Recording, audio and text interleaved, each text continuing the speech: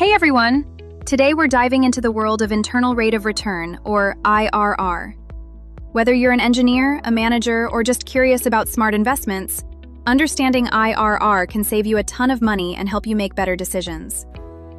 The internal rate of return is basically the interest rate that makes the future worth, present worth, or annual worth of an investment equal to zero. Put simply, IRR is the rate of return that makes your investment's net value zero, meaning your initial investment and future cash flows are perfectly balanced. Other names you may hear for IRR include the discounted cash flow rate of return, the cash flow rate of return, the rate of return, return on investment, or the true rate of return. IRR helps you decide whether an investment is worth it. If your IRR is higher than your minimum acceptable rate of return, or MARR, the investment is desirable. Let's look at an example. A manager is considering buying a machine for $500,000.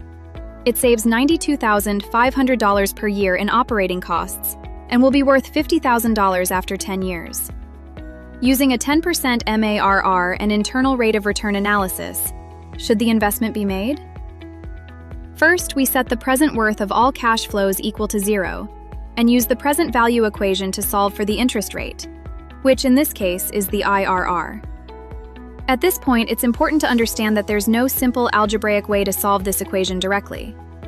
The interest rate appears in exponents and denominators, so instead of isolating it, we evaluate the equation at different interest rates. We start by testing 10%, which gives us a positive present worth. That tells us the project more than breaks even at the MARR. Next, we test a higher rate, like 15%, and now the present worth becomes negative. This tells us the break-even rate, the IRR, must fall somewhere between 10 and 15%. Because the IRR lies between those two rates, we use interpolation to estimate the exact rate where the present worth equals zero. Interpolation assumes the change between the 2 points is roughly linear and allows us to calculate a more precise answer. Alternatively, we can use Excel's rate function to solve directly for the IRR. Both methods give us an IRR of 13.78%, which is higher than the 10% MARR. Because the IRR exceeds the MARR, the investment is recommended. Pretty neat, right? In this example, we're investing $500,000 and earning about a 13.8% return. IRR gives us a percentage-based return, rather than just dollar amounts, which many people find more intuitive when making decisions. However, things aren't always this straightforward. In some cases, IRR can have multiple solutions, meaning there can be more than one rate that satisfies the equation. This usually happens when cash flows change sign multiple times. For example, going negative, then positive, then negative again.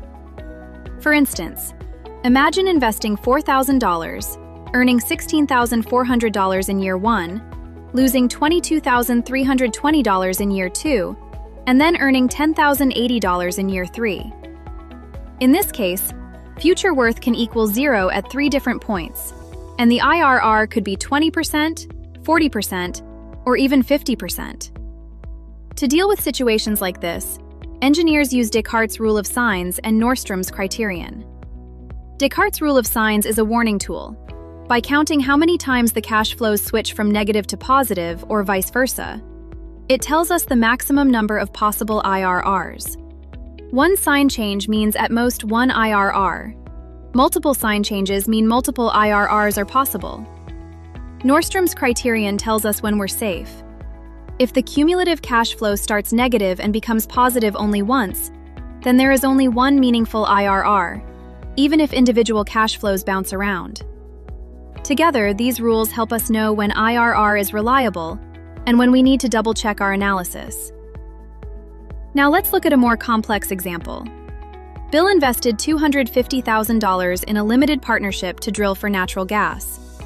His investment yielded annual returns of $45,000 in the first year, followed by annual increases of $10,000 until year 6.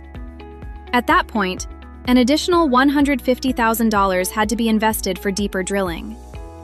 Starting in year 7, after the supplemental investment, the annual returns decreased by $10,000 per year. dropping from $85,000 down to $5,000. What IRR maximizes the future worth of this investment?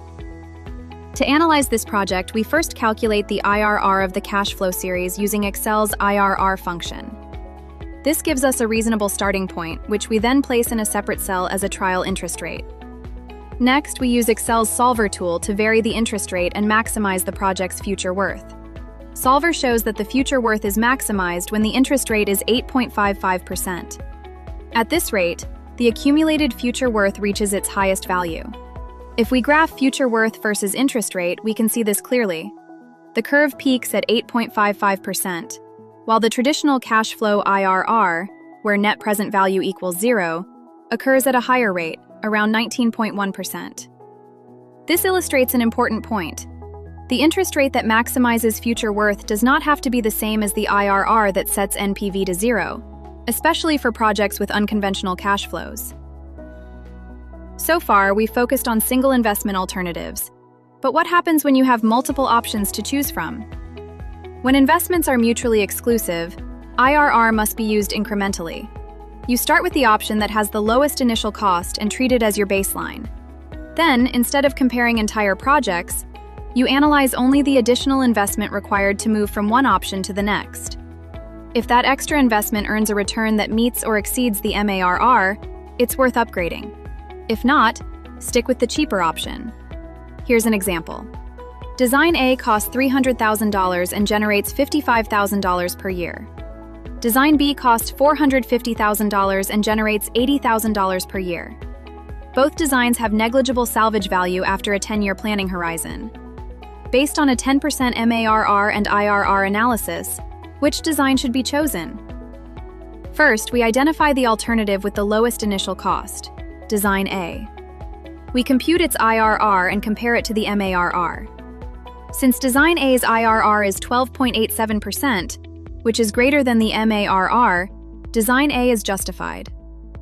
Next, we analyze the incremental investment required to move from Design A to Design B, an additional $150,000. We compute the IRR on that incremental investment.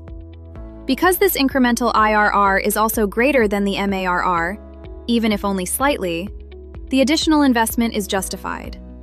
Therefore, Design B is the preferred alternative. It's important to note that if we had calculated IRRs for each design independently and simply ranked them, we would have made the wrong decision. Design A would appear better with an IRR of 12.87%, compared to Design B's lower IRR of 12.11%. This is why incremental analysis is required when using IRR to compare mutually exclusive alternatives. This directly illustrates engineering economic principle number 6. Continue to invest as long as each additional increment of investment earns a return greater than the time value of money. You can learn more about this principle, and the other 9, in the linked video. So, how do we use IRR correctly? For single investments, compare IRR to MARR. If your IRR is greater than or equal to MARR, invest. For multiple alternatives, don't just pick the highest IRR. Rank investments by initial cost, perform incremental IRR analysis, and only move to the next option if the incremental IRR exceeds the MARR. I hope you found this introduction to IRR helpful. Subscribe for more engineering economy breakdowns, and comment below with a real-world investment you'd like me to analyze next. Thanks for watching. I'll see you in the next video.